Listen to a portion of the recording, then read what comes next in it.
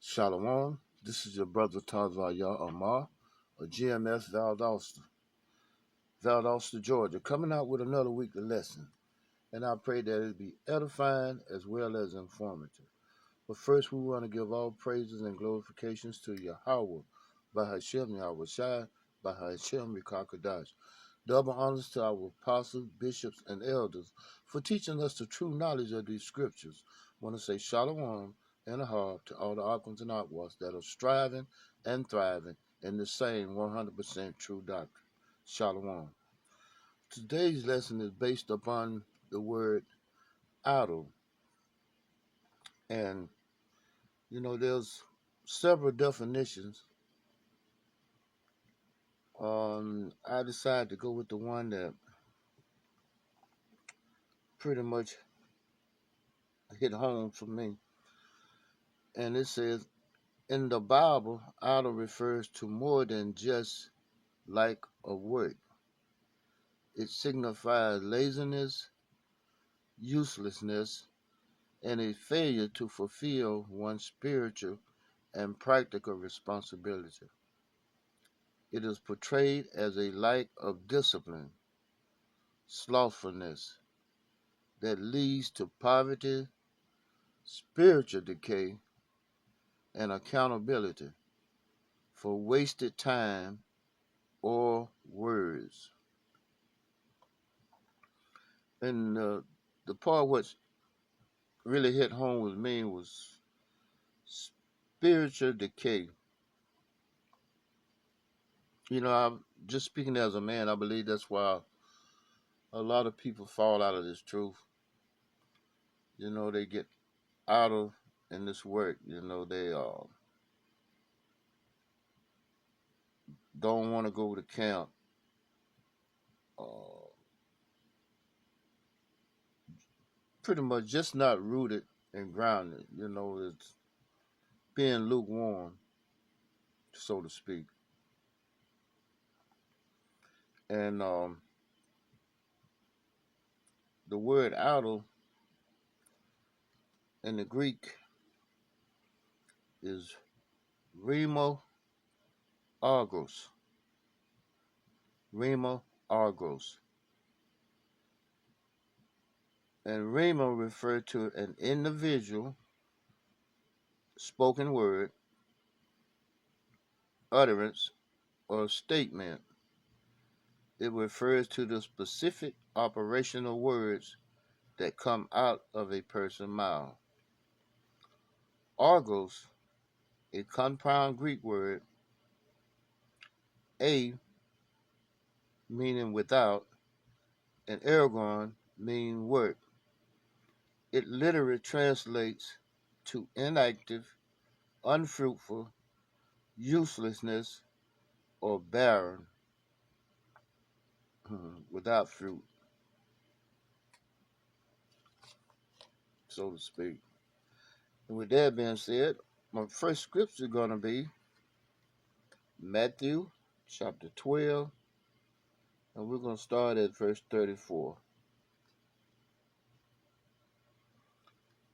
O generation of vipers, how can ye, being evil, speak good things? For out of the abundance of the heart, the mouth speaketh.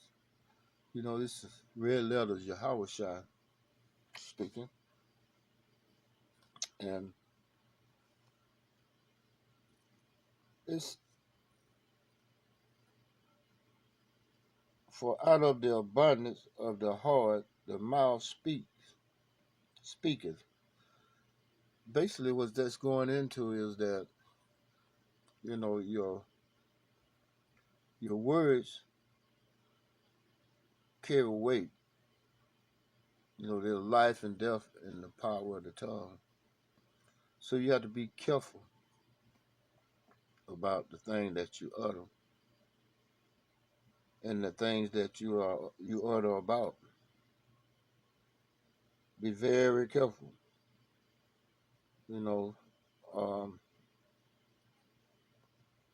Going to the Old Testament, the book of Jeremiah, chapter 17, and verse 9, it reads, The heart is deceitful above all things and desperately wicked. Who can know it? That's the mind, the things that's on your mind. You know, evil thoughts have a way of coming out. Or, in other words, what happened in the dark will come to the light. That's a prime example of the thoughts of the mind will manifest themselves some way or another, whether they be good or evil.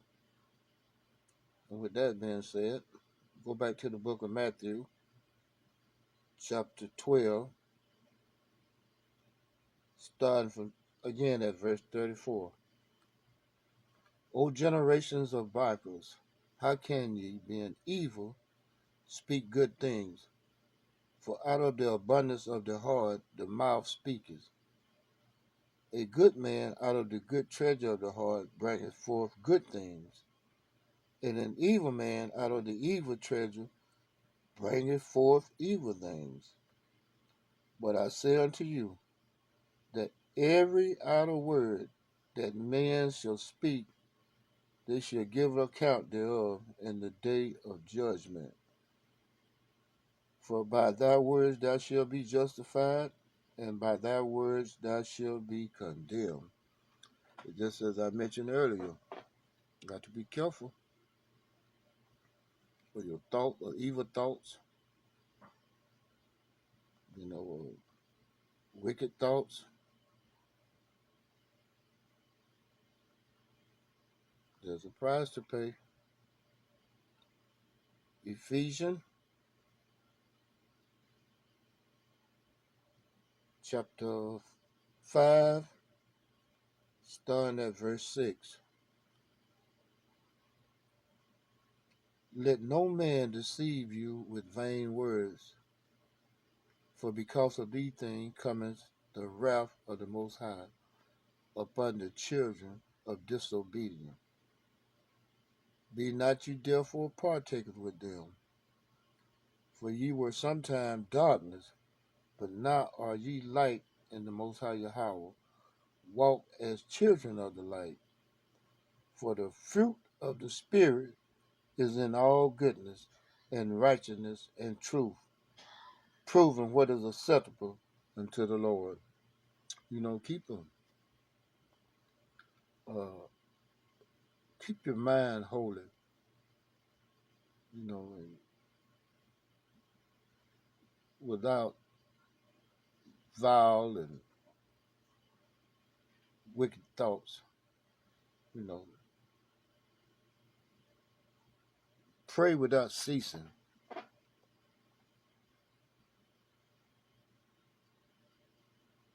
And we often bring that account out. Pray without ceasing, because the devil is busy. He's a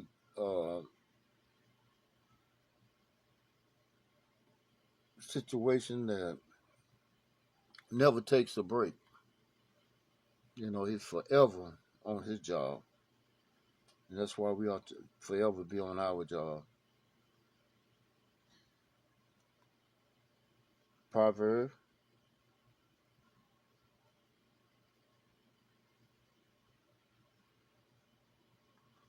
chapter 10, verse 19. In the multitudes of words there wanteth not sin, but he that refraineth his lips is wise.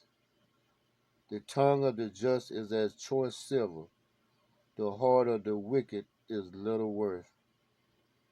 The lips of the righteous feed many, but fools die for want of wisdom.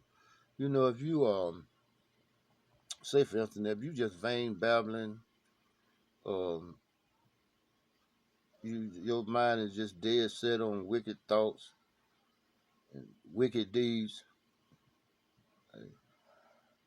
There's a drawback for that.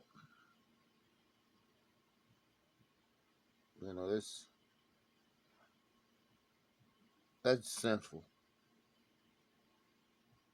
It's, for instance, like scoffers and mockers that often walk up onto the camps, and their only thought is to somehow or another take away the word. That's the only purpose, to cause confusion, distraction, and just straight out being wicked.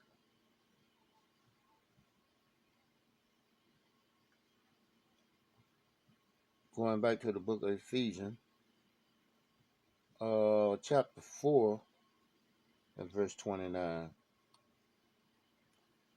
Let no corrupt communication proceed out of your mouth, but that which is good to the use of edifying, that it may minister grace unto the hearers.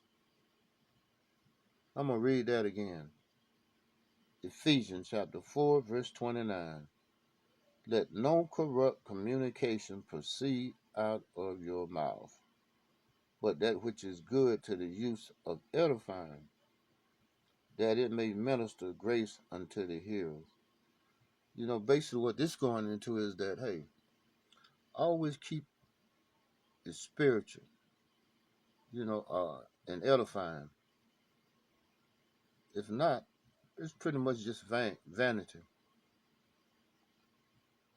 a waste of time or words, as part of the definition says. A wasted time for wasted time or words.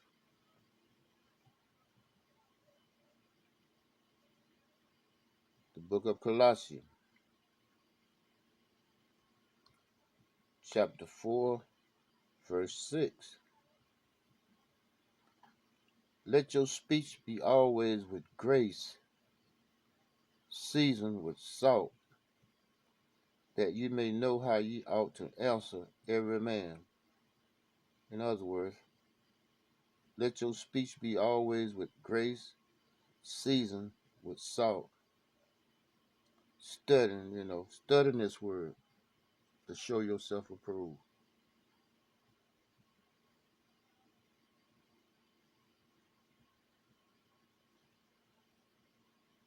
Study, meditate in this word, day in, day out. And with that, I'm going to close out with the book of Jeremiah again. Jeremiah chapter 17 and verse 9. The heart is deceitful above all things. A lot of people, while they're indulging in their wickedness,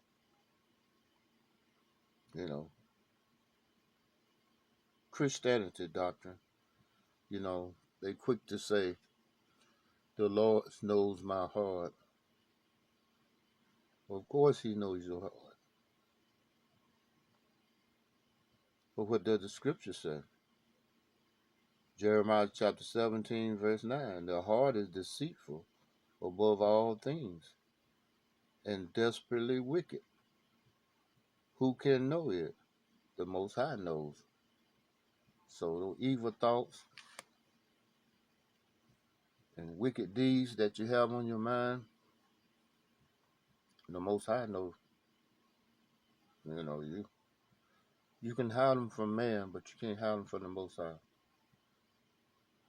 So with that being said, I'm going to close out by giving all praises and glorifications to Yahweh, by Hashem Yahushai, by Hashem Kakadash. Double honors to our apostles, bishops, and elders of Great Millstone for teaching us the true knowledge of these scriptures.